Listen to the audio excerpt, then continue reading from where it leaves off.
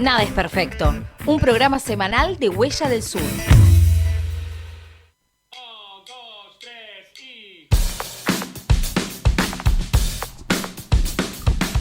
Bienvenidos, bienvenidas. Esto es Nada es Perfecto, el programa semanal de Huella del Sur. Estamos acá en un viernes 21 de noviembre.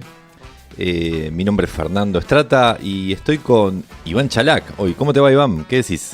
¿Qué tal? Buen día, ¿cómo andan? Acá somos uno de los pocos que quedamos, ¿no? Y dando vuelta por estas ciudades. Iván, claro, hoy estamos haciendo dupla en la conducción del programa porque nuestra compañera Juliana Díaz Lozano está junto a otras compas en el encuentro plurinacional de mujeres lesbianas, travestis, trans, bisexuales, intersexuales y no binarias que se está realizando este fin de semana en la localidad de Corrientes, en la ciudad de Corrientes.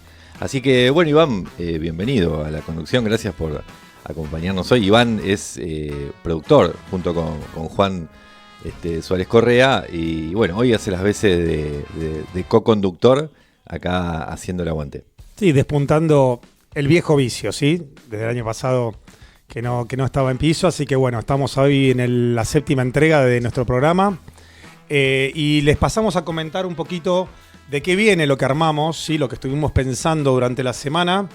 Vamos a tratar del tema del día, en piso, el plebiscito en Ecuador, las luchas y las perspectivas en ese país.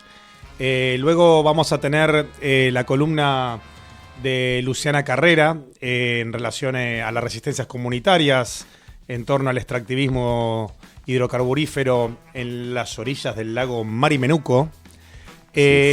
Acto seguido vamos a proceder a entrevistar a una economista que nos va a hablar sobre las vinculaciones y las implicancias que tiene este tratado, no es un tratado, ¿no? Este acuerdo comercial entre Estados Unidos y Argentina. Un acuerdo de intención. Sí, es exactamente.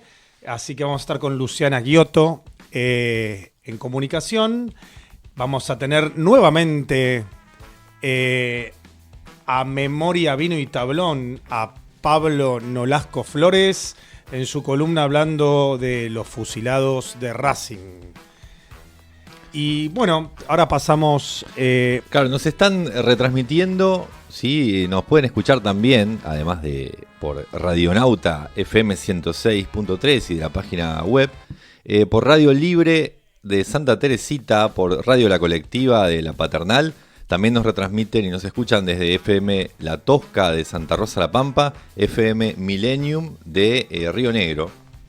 En homenaje a Juliana, que no está acá de cuerpo presente, voy a utilizar el término que ella emplea, que es muy interesante. Para la oyentada de Bahía Blanca, de la FM de la calle, 87.9 que nos escucha también, nos retransmite Radio Coligüe en San Martín de los Andes, Río Negro. FM Resistencia de Los Robles, de aquí de la ciudad de La Plata, en el sur. Y FM Acuario de Leandro en Alem, en Misiones. Sí, estamos transmitiendo desde Radionauta y ahora vamos a empezar con el tema del día que como les decía, hemos seleccionado, que es el del plebiscito en Ecuador y sus implicancias y consecuencias.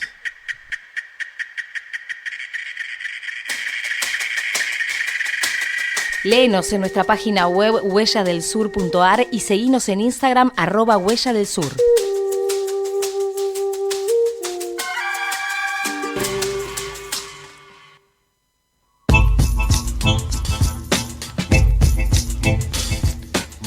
El pasado domingo 16 de noviembre tuvo lugar en Ecuador un plebiscito que fue convocado por el presidente derechista Daniel Noboa para que el pueblo dé el aval a 4 medidas puntuales.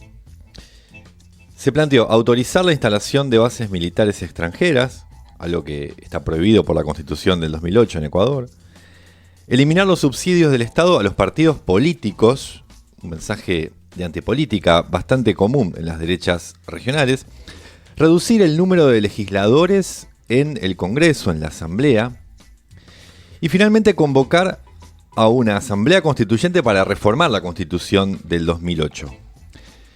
con una participación popular muy alta que estuvo al orden del 85% de los habilitados para votar en el Ecuador, se impuso el no, con un 60% de los votos el último domingo. Recordemos que Ecuador viene atravesando un contexto de inestabilidad política del que también es parte del escenario latinoamericano. En las elecciones presidenciales de febrero de este año, Daniel Noboa, de Acción Democrática Nacional, y Luisa González, la heredera de la Revolución Ciudadana, inaugurada por Rafael Correa, resultaron primeros en intención de votos y fueron un balotaje que en el mes de abril Noboa se impuso, ganó con el 56% de los votos. El llamado referéndum que se hizo el domingo pasado fue el intento por avanzar en la modificación de la Constitución del 2008, aprovechando el impulso que obtuvo Noboa hace apenas 6 meses en el balotaje. Sin embargo, los resultados demostraron que el pueblo ecuatoriano no estaba dispuesto a perder esos derechos conquistados. Por eso le pedimos a Nicole Morales, ella es periodista ecuatoriana que hace parte también del cadenazo de medios libres, de los que integramos también como Huella del Sur. Le pedimos a Nicole que nos comente cómo fue el proceso de campaña de este referéndum y nos decía lo siguiente. En la campaña por el sí, liderada por el gobierno, se vio una gran pauta en redes sociales. Además, se entregaron cientos de bonos a ciudadanos y se regalaron inclusive muñecos con la figura del presidente Daniel Noboa. En la campaña por el no, se vio en cambio una organización ciudadana. El domingo se recibieron los resultados de esta consulta en la que ganó el no en todo el Ecuador, exceptuando la provincia de Tungurahua. La reacción del gobierno frente a la victoria del no fue un tuit por parte del presidente que afirmó que cumplieron con el compromiso de consultar a los ecuatorianos porque esta fue una propuesta de su campaña. Lo que se vio después de la consulta popular fue el cambio de varios ministros en temas de salud, gobierno, trabajo, educación, la Secretaría de Gestión de Riesgos y incluso se cambió al funcionario de la Seguridad Social, el IES. El presidente Daniel Noboa viajó a Estados Unidos sin dar declaraciones oficiales al respecto de los resultados de la consulta. Esto es lo que ha ocurrido luego de las votaciones del domingo. Sin embargo, todavía no se sabe cuál va a ser las nuevas acciones del gobierno. La sociedad civil, por su parte, se está organizando para resistir a nuevas intenciones de reducir derechos. Bueno, ahí escuchábamos a Nicole Morales que nos traía referencias en torno a este proceso y la pregunta que también nos guía un poco en lo que estuvimos pensando y organizando en el trabajo en torno a este país es por qué las organizaciones populares, indígenas, feministas y de izquierda defienden esta constitución, ¿no? La de 2008 que es tan mencionada. Bueno, la constitución actual fue concebida por el pueblo organizado de Ecuador luego de una asamblea constituyente que se gestó durante los años 2007 y 2008. Este hito permitió el diálogo entre diversos activismos, como el feminista, activismos urbanos, indígenas, poniendo en agenda algunas reivindicaciones comunes con la idea de refundar el país. Le pedimos a la militante feminista ecuatoriana, Alejandra Santillana Ortiz, que nos explicara las características de este proceso que tuvo su culminación con la promulgación de la Constitución, y esto nos decía Alejandra. En el año 2008, el pueblo ecuatoriano vota masivamente por una nueva Carta Magna o Constitución, que es la misma Constitución que 17 años después, el 16 de noviembre, es ratificada nuevamente por el pueblo ecuatoriano por un porcentaje similar del 60% de aprobación.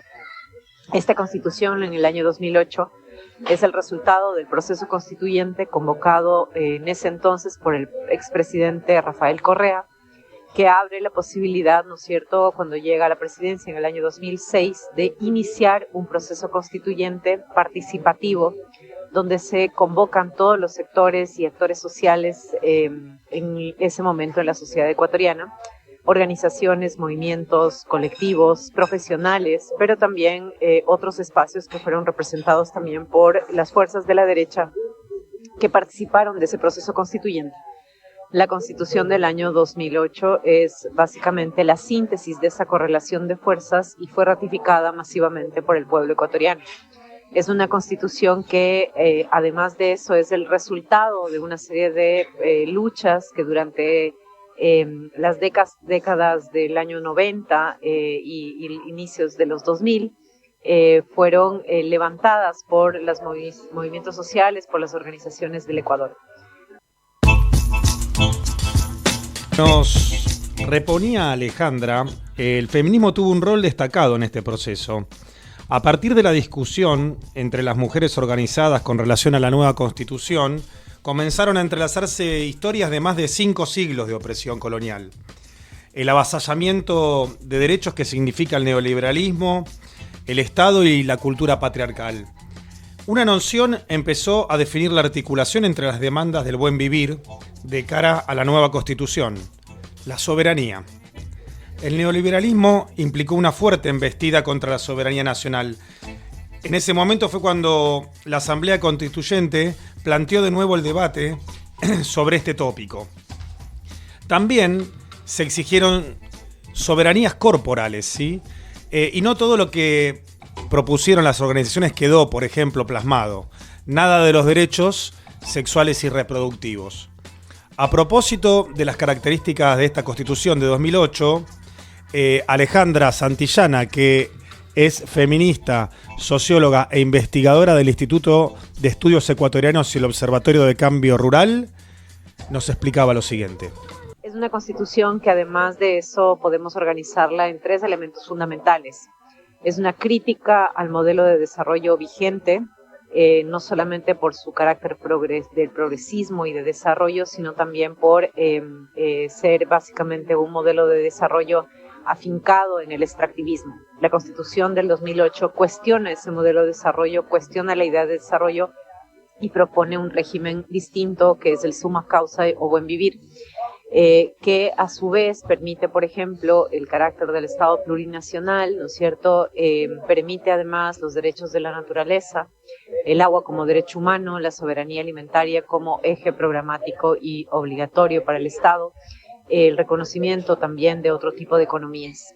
El segundo elemento que organiza esa Constitución es sin duda la reforma institucional del Estado y la apertura para la comprensión de otro tipo de democracias, entre otras la democracia directa, que es algo que conjuntamente con los derechos de la naturaleza ha permitido, por ejemplo, que existan consultas ambientales desde abajo, preguntando por temas relevantes en el Ecuador. Y un tercer elemento es que es una Constitución garantista que reconoce derechos universales y progresivos en varias áreas como educación, salud, jubilación, acceso a la seguridad social, etc.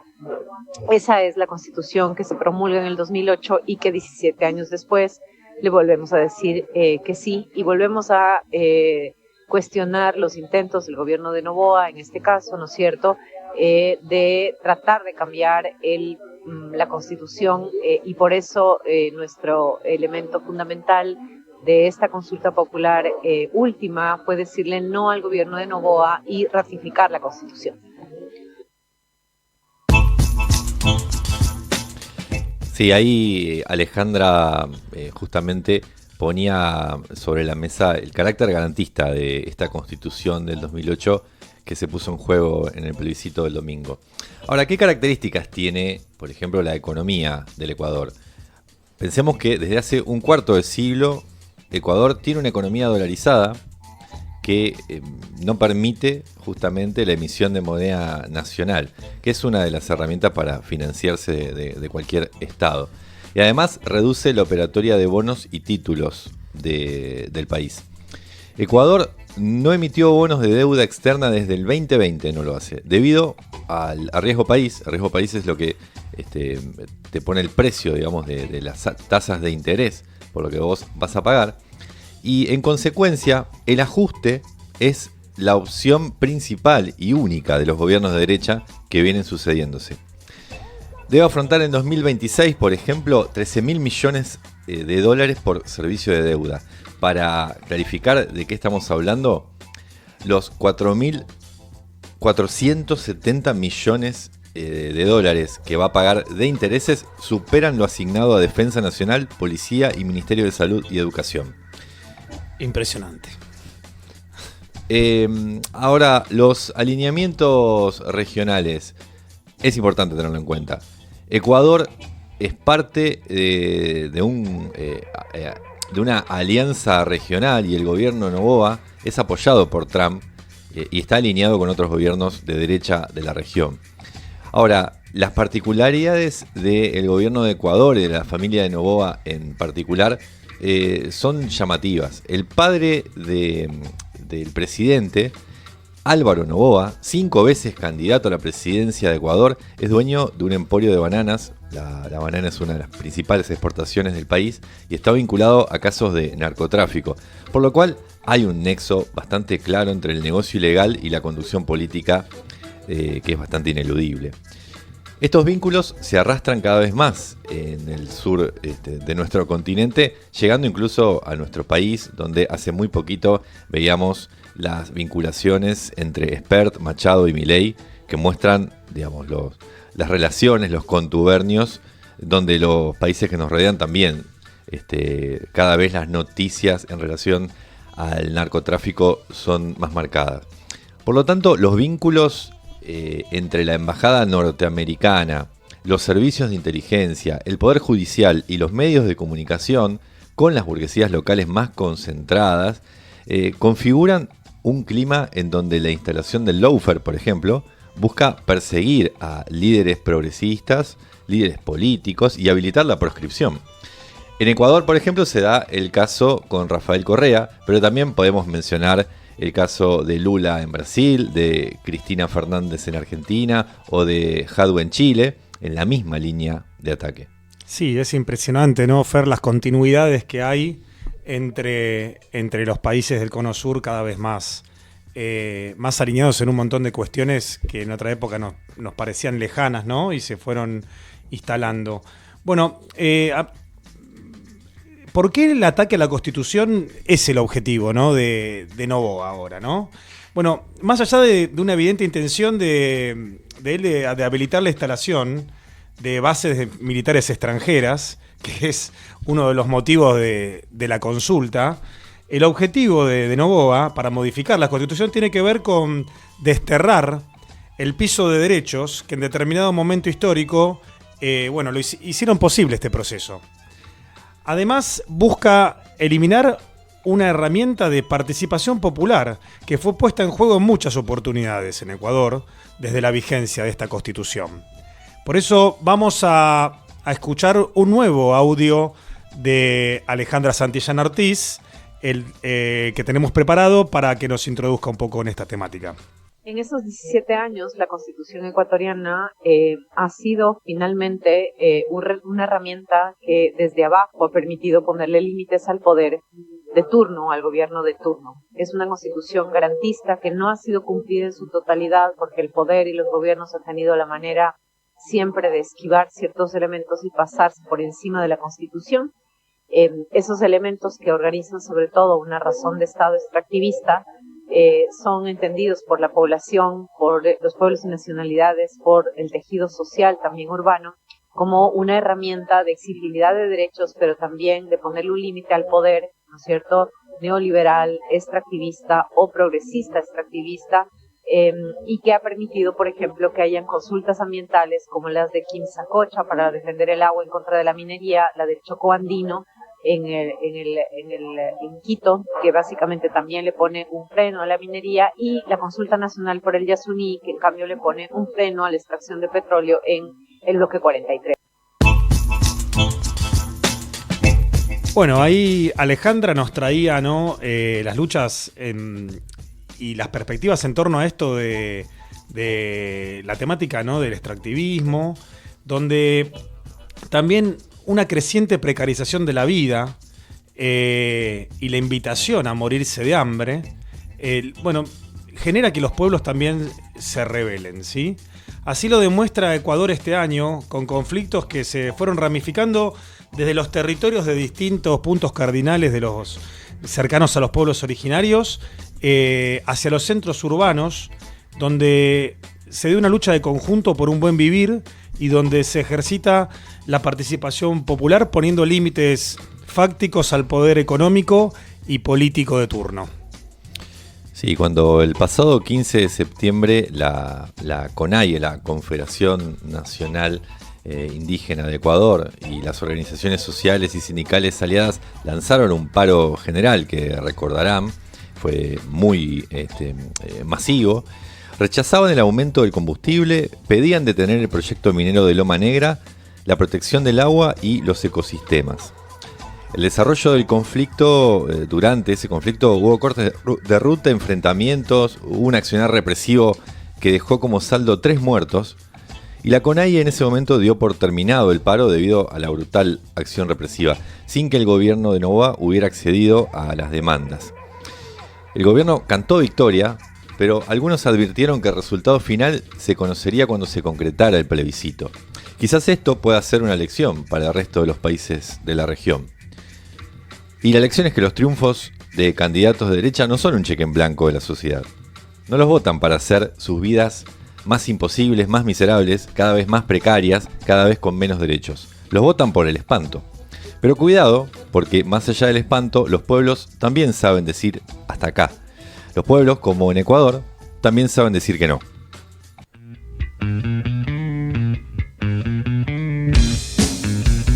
La perfección es una pulida colección de errores.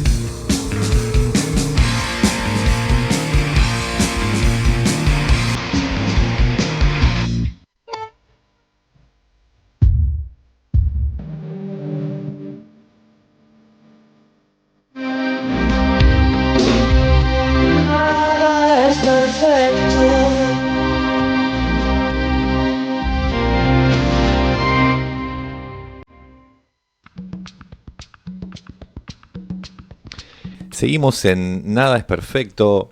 Ahora vamos a la columna quincenal, de ambiente de Luciana Carrera, que nos va a traer justamente el tema de los extractivismos hidrocarburíferos a orillas del lago Marimenuco. ¿Cómo andás, Lu? ¿Qué decís? Bien, acá andamos, otra semana de avance del extractivismo sobre el agua en las comunidades. Hace 15 días estuvimos hablando de Mendoza y ahora Neuquén.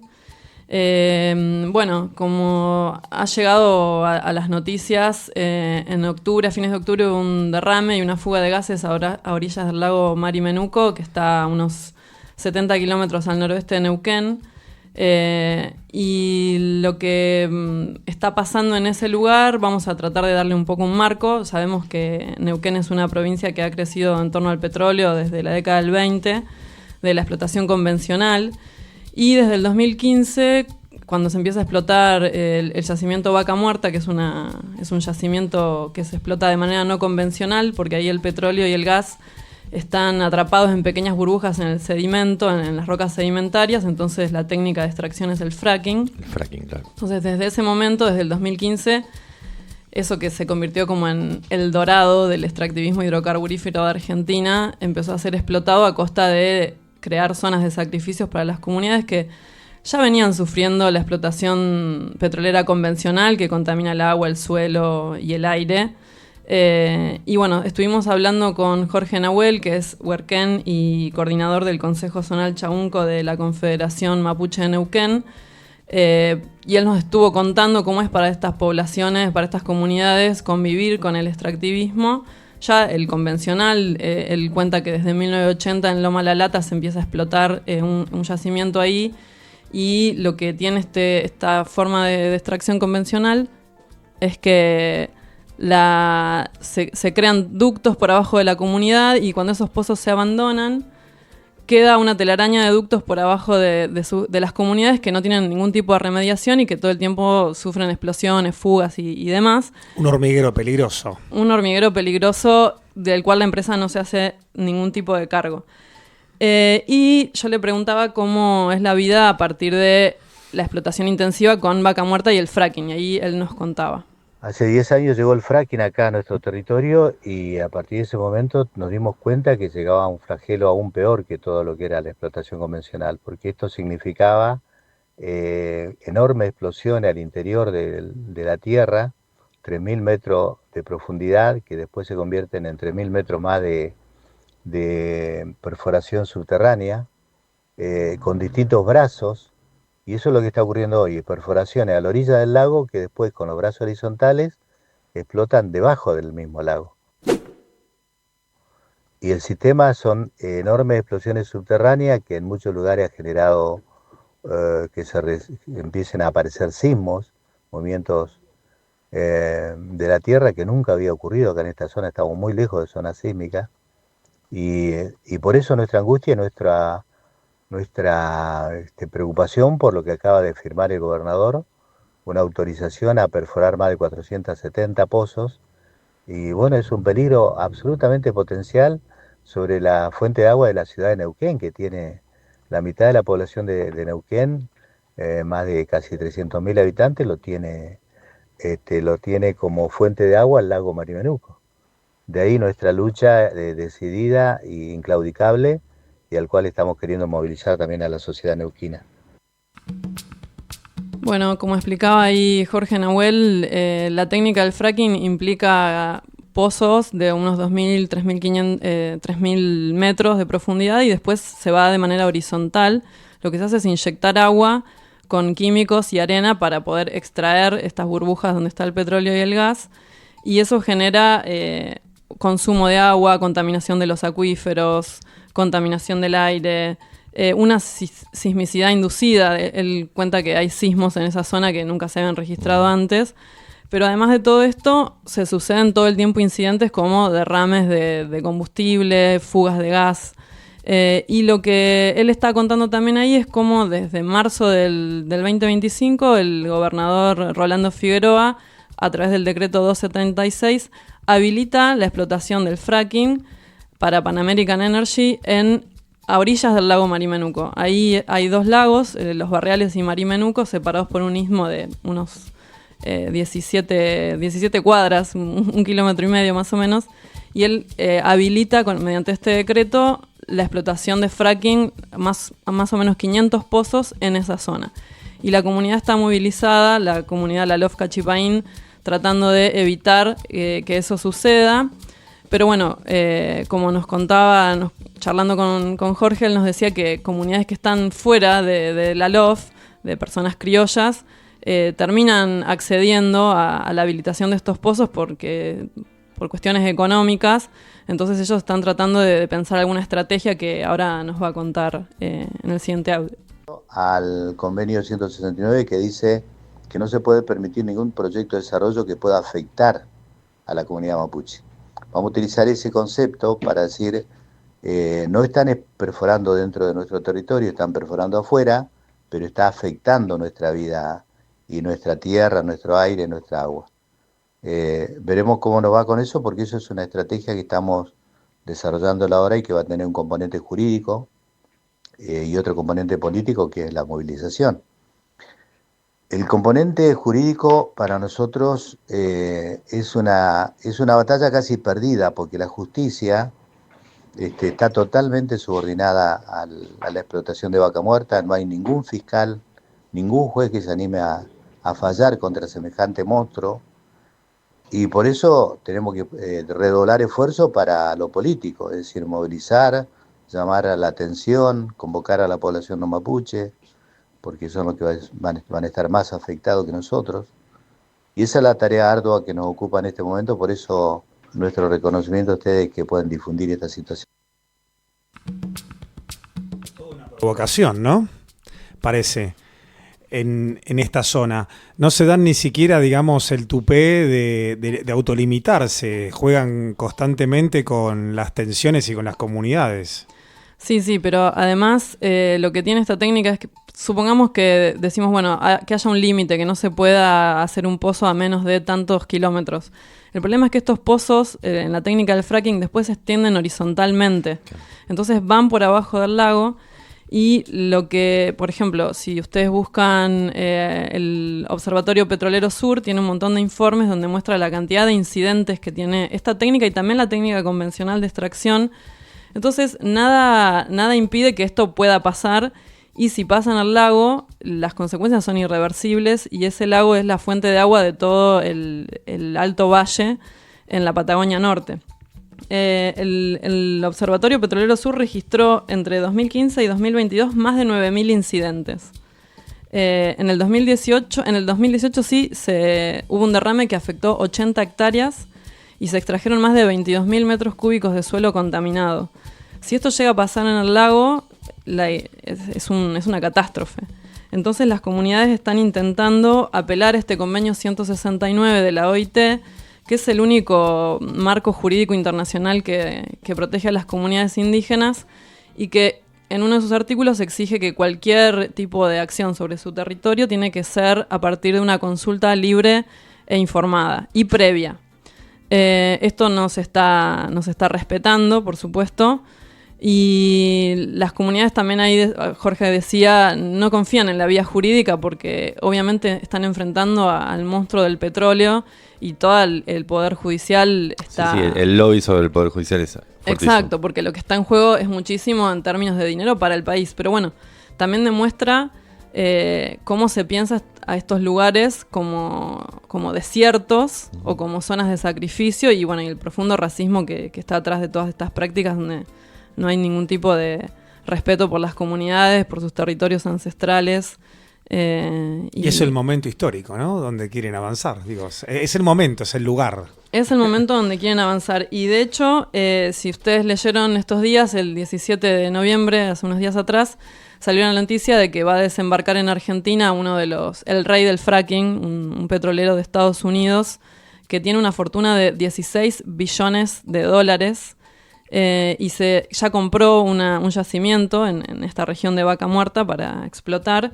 Y salió un tuit de Caputo, del ministro Caputo, que dice que el desembarco de este Harold Hahn es una excelente noticia para Argentina y que seguramente será imitada por otras compañías petroleras independientes americanas que ven que el potencial del shale, que es esta forma en la que está el petróleo y el gas, ven que el potencial del shale en Argentina ahora tiene un marco político y económico que justifica la inversión.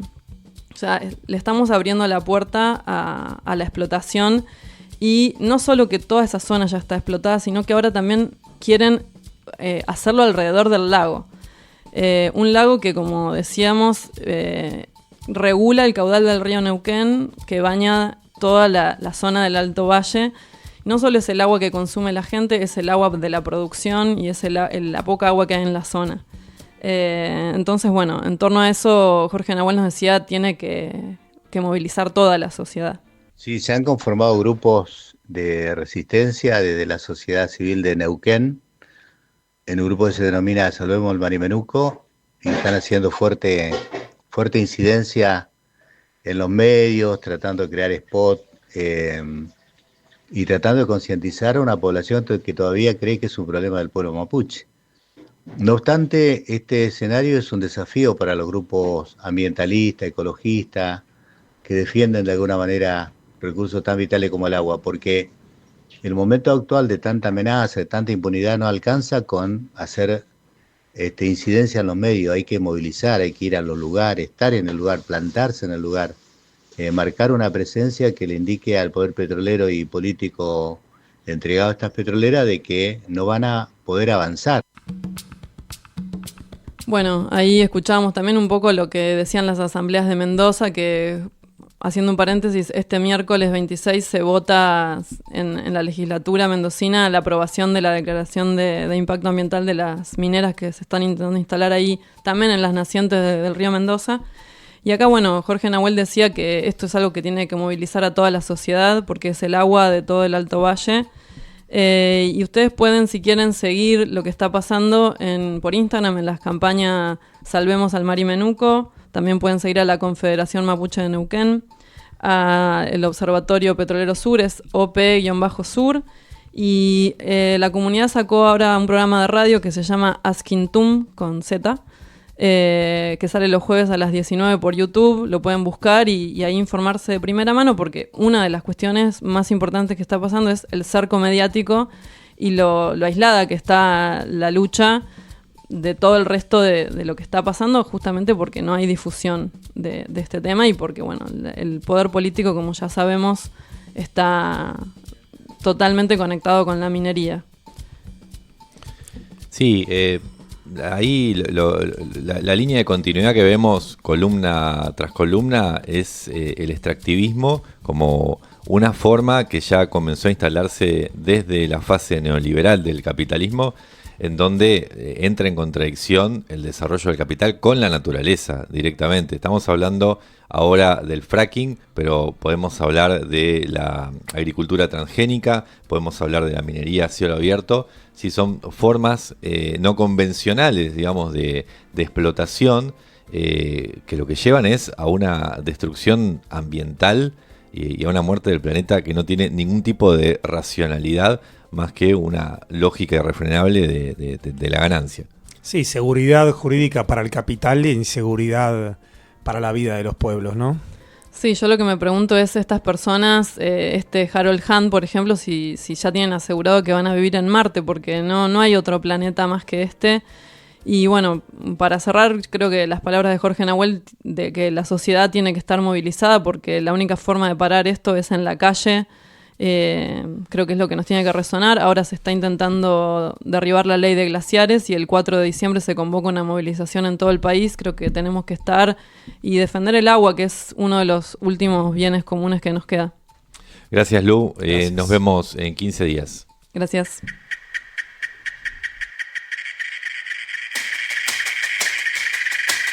Léenos en nuestra página web huelladelsur.ar y seguinos en Instagram @huelladelsur.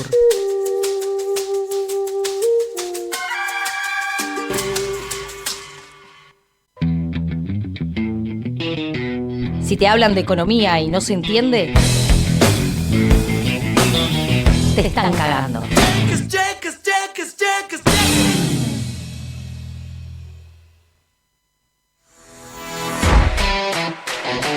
Bueno, estamos nuevamente acá en Nada es Perfecto, en nuestro séptima entrega, séptimo programa de los viernes acá por Radio Nauta, y estamos en comunicación con la politóloga e investigadora del CONICET, Luciana Giotto, con quien vamos a conversar en torno a esta relación cada vez más carnal, ¿sí?, entre Estados Unidos y Argentina en el plano ahora específicamente económico y político.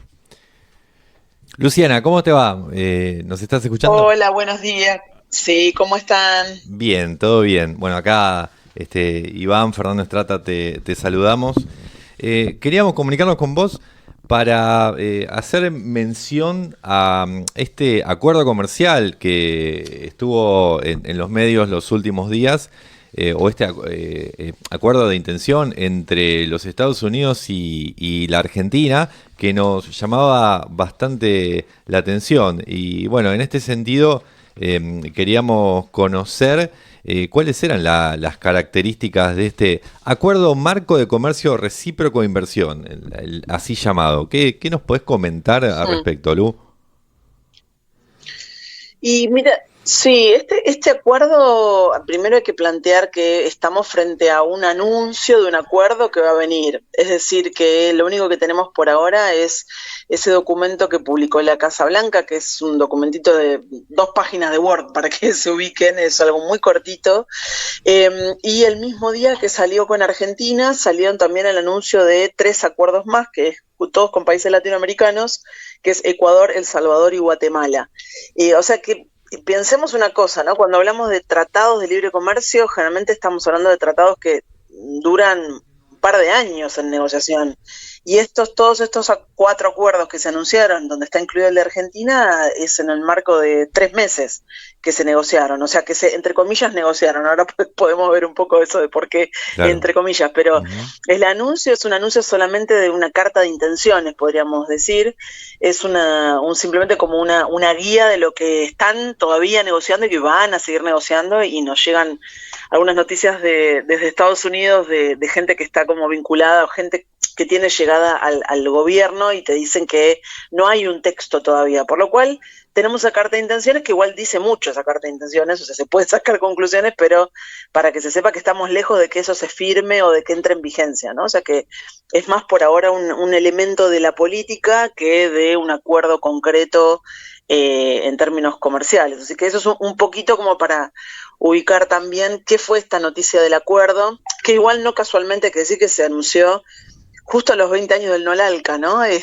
Simbólicamente es muy fuerte que cuando estaban en el 5 de noviembre festejando por los 20 años del Nolalca, a la semana sale esta noticia con 4 países latinoamericanos, así que bueno, simbólicamente todo es muy fuerte en estas épocas, así que estamos digiriendo muchas noticias todas juntas, ¿no? Sí, impresionante, ¿no, Luciana? Porque en realidad, digamos, la llevada al papel, digamos, formal, como referías vos, en torno a Trump, ¿no? A Milei y demás, es algo como que no es menor, ¿no? Pero la diplomacia y es abandonada en general, ¿no? Por estos nuevos jefes de Estado de esta derecha tan recalcitrante, y los hechos consumados son los que se imponen a veces, ¿no? En las prácticas entre los países.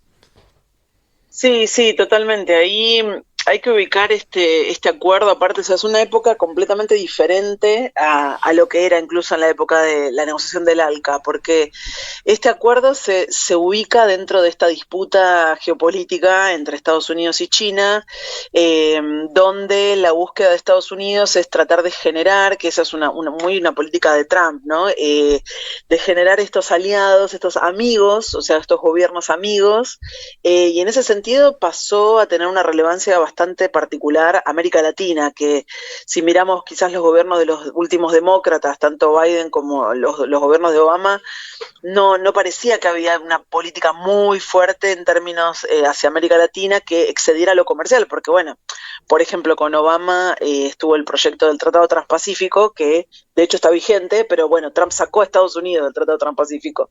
O sea que hubo una política para Estados Unidos, pero más bien vinculado a lo económico comercial.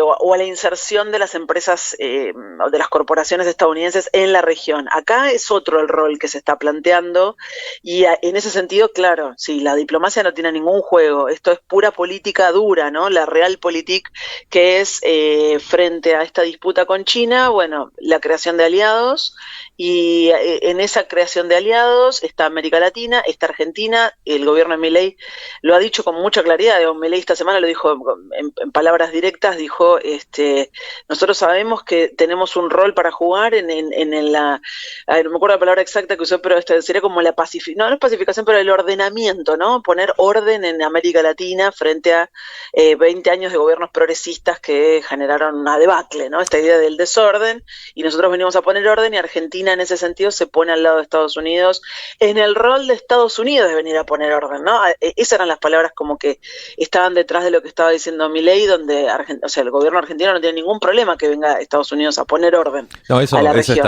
no hay ningún prurito, ¿no? Está clarísimo, digamos, Milei lo deja claro día a día. Ahora, te hago una pregunta, Luciana, en relación a las consecuencias que traería, vamos a hablar en potencial, porque hasta ahora es una carta de intención, pero en relación a las consecuencias que traería para la economía argentina, en este caso, ¿se levantan algunas voces disidentes respecto de los sectores que se verían afectados en relación a los productores de maquinaria, de bienes de capital? ¿Qué sectores en particular se verían más afectados por este acuerdo comercial con los Estados Unidos?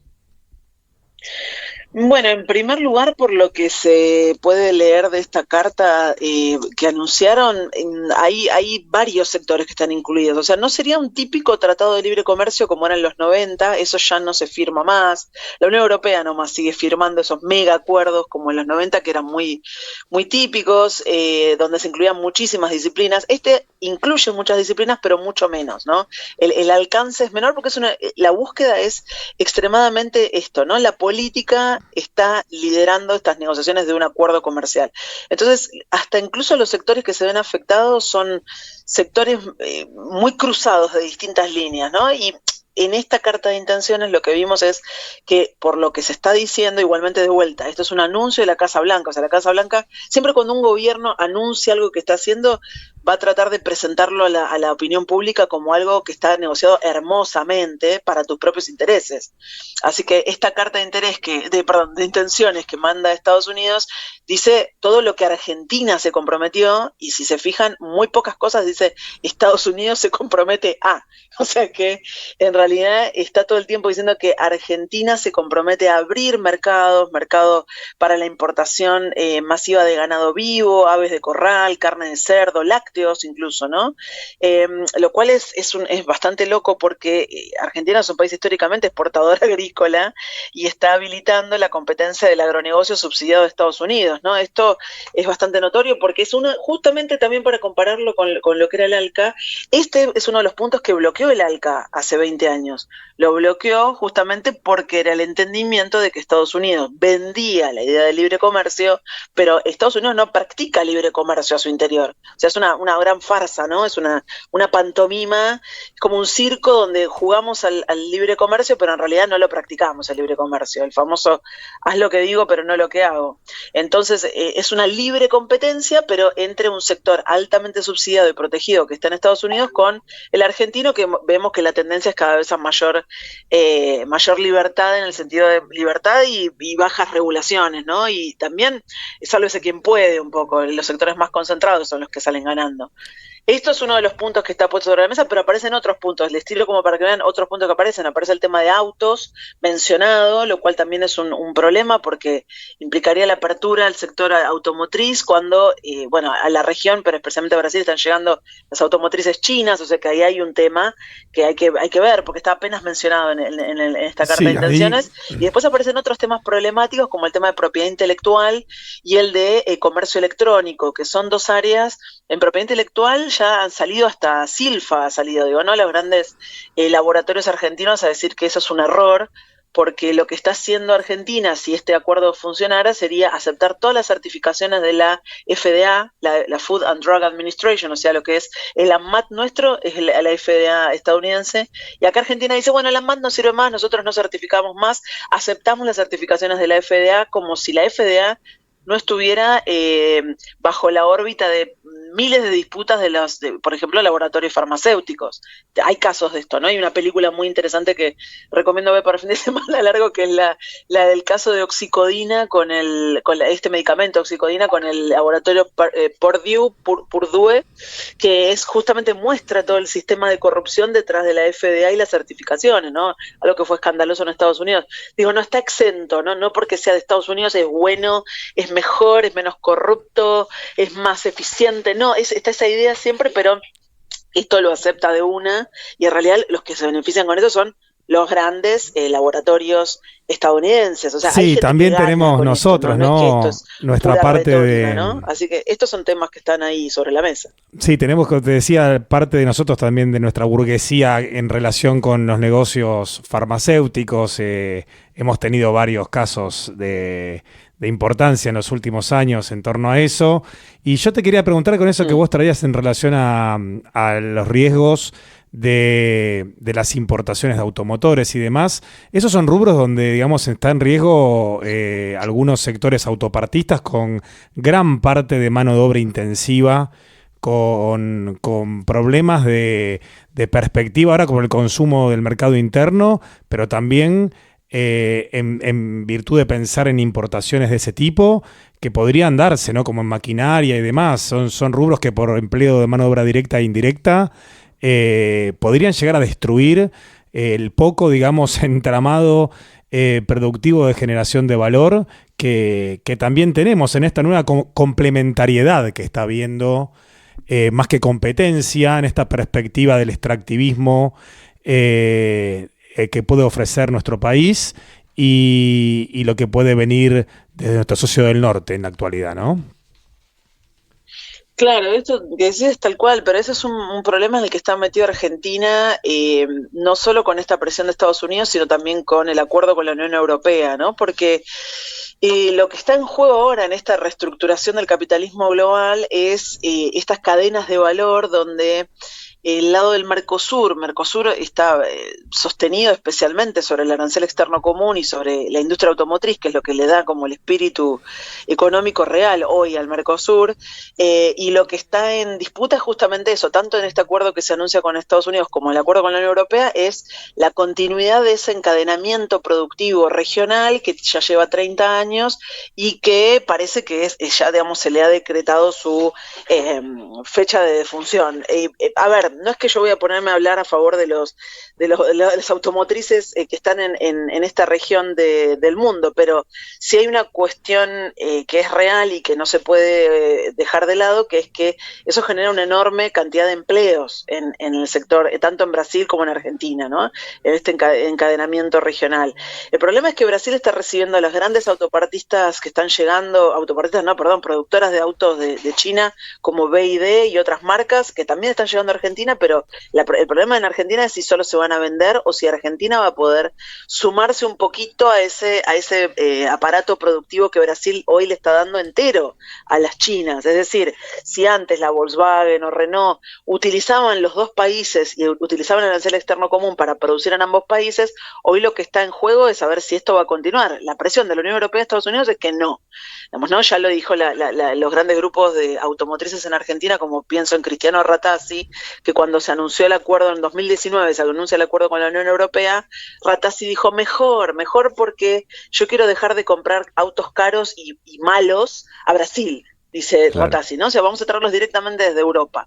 En realidad lo que eso está implicando es una enorme modernización, lo que ellos quieren es una enorme modernización del sector automotriz en Brasil y en Argentina, pero en términos de que, bueno, como esto se está apurando en el norte con la transición energética y con la electrificación, ¿no? Los famosos autos eléctricos, bueno, ustedes van a empezar a recibir, en vez de producir autos, van a recibir todo lo que nos está sobrando en Europa, por ejemplo, ¿no?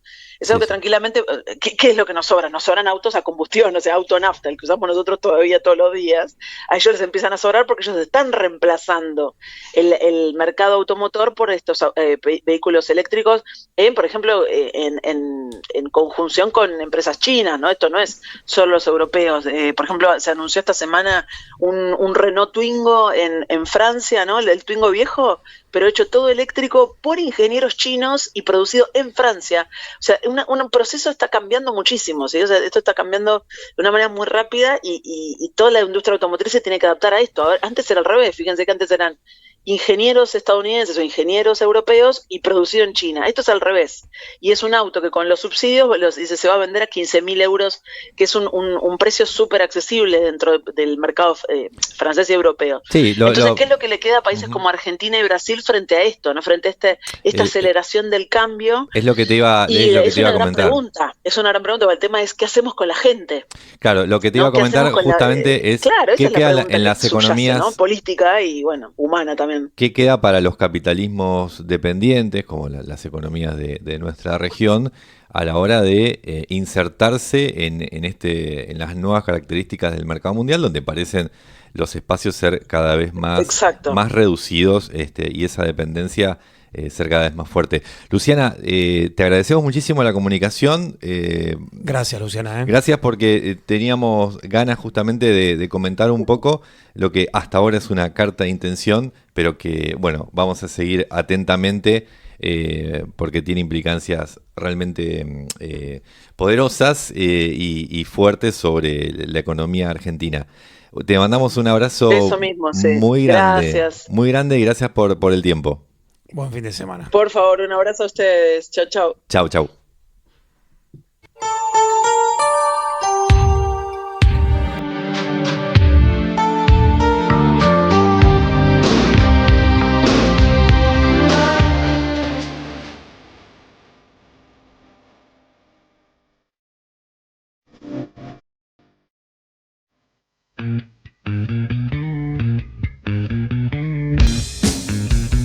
La perfección es una pulida colección de errores.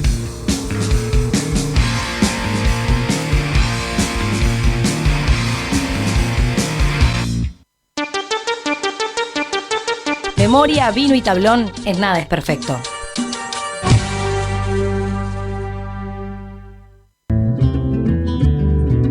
Durante los años 70, Orestes Omar Corbata pasaba sus días en una habitación de la pensión de Racing. Ya habían pasado sus años de gloria en la academia y las noches de tertulia y vino eran una constante en su vida. En la madrugada del 22 de febrero de 1977, en uno de sus tantos periplos etílicos, Corbata caminaba junto a su amigo Rafael Barone por la calle Colón, en dirección a los vestuarios del Estadio Presidente Perón. Se detienen por un hecho extraño y escalofriante. 6 cuerpos ensangrentados se encontraban amontonados sobre el piso, cerca de un muro que daba al cilindro de Avellaneda. Un poco confundidos por tanto vino y asustados por el miedo de la época, se alejaron rápidamente y la historia parecía que terminaba allí. Lo llamativo es que el hecho no se exhibió públicamente. Las actas oficiales de la DIVBA, la Dirección de Inteligencia de la Policía de la Provincia de Buenos Aires, describen que se trató de una situación donde un grupo de subversivos se encontraban haciendo pintadas de la organización Montoneros. Ante la voz de alto, estos responden a los tiros, generando la respuesta de las fuerzas represivas. El saldo fue de 6 subversivos muertos y ningún soldado herido. Sin embargo, los hechos relatados están repletos de inconsistencias. La periodista e hincha de la academia, Micaela Polak, escribe en el año 2017: esa parte de la cancha de Racing no da a la calle. Si bien en aquellos días se podría acceder, nadie va a pintar allí porque no lo vería nadie. Al parecer, no hubo ni pintada ni tiroteo. Fue un fusilamiento. Justamente fue Micaela quien comenzó a hacer conocida la historia de los fusilamientos en la cancha de Racing. Lo hizo a partir de la lectura del libro que escribió Alejandro Wall sobre la vida de Corbata. En él, Alejandro desarrolla la historia donde Corbata había sido mencionado en la causa del primer cuerpo del ejército, donde su amigo, Rafael Barone, había declarado como testigo por otro hecho con similares características. Juntos pasaron por el lugar de los fusilamientos en la madrugada del 22 de febrero de 1977, cuando iban camino a la pensión de Racing, donde el jugador vivió por aquellos años. Hace unos meses se estrenó el documental Los fusilados de Racing, con guión y dirección de Rodolfo Petris. En estos días se proyectó en el espacio Inca del Congreso y en la ex ESMA. La película reconstruye los hechos desde el artículo publicado por Micaela Polak en el año 2017. Desde entonces se rastreó documentación en archivos, se trabajó con la Comisión Provincial por la Memoria y se sumó el aporte del equipo argentino de antropología forense que venía estudiando los enterramientos como NN en el cementerio de Avellaneda. El documental muestra la búsqueda para saber qué sucedió. Hay una puesta en escena que tiene algo de policial, casi como una impronta walshiana. Una pista lleva a otra, un nombre lleva a otro. Era Año Nuevo de 1977 y Rodolfo Walsh, sentado frente a su máquina de escribir, dice: así quería empezar este año, escribiendo contra estos hijos de puta. Le llevó casi 3 meses redactar la famosa carta abierta a las juntas. Esta se publicó el 24 de marzo de 1977 y en el medio, un mes antes, sucedieron los fusilamientos en Racing.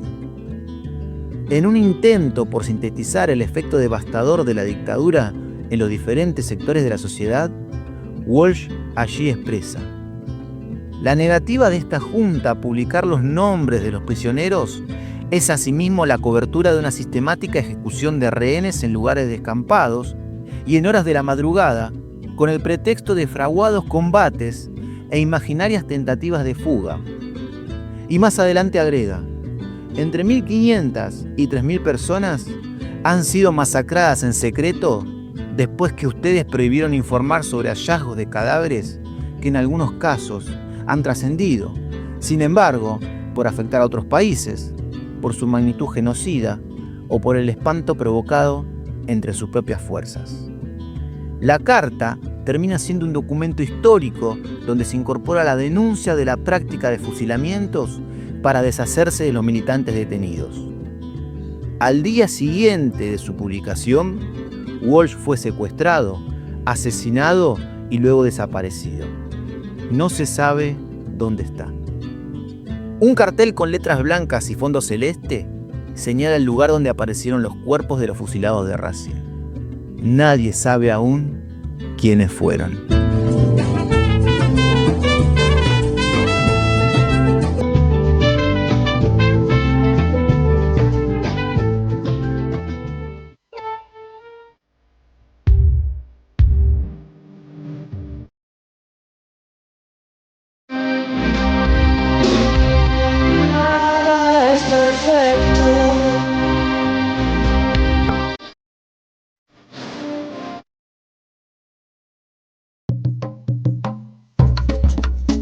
Bueno, escuchábamos a Pablo Nolasco Flores, escuchamos al Noli que nos trajo esta historia de los fusilados de Racing y la carta de Rodolfo Walsh, ese documento histórico que exponía la estructura criminal y genocida de la última dictadura militar.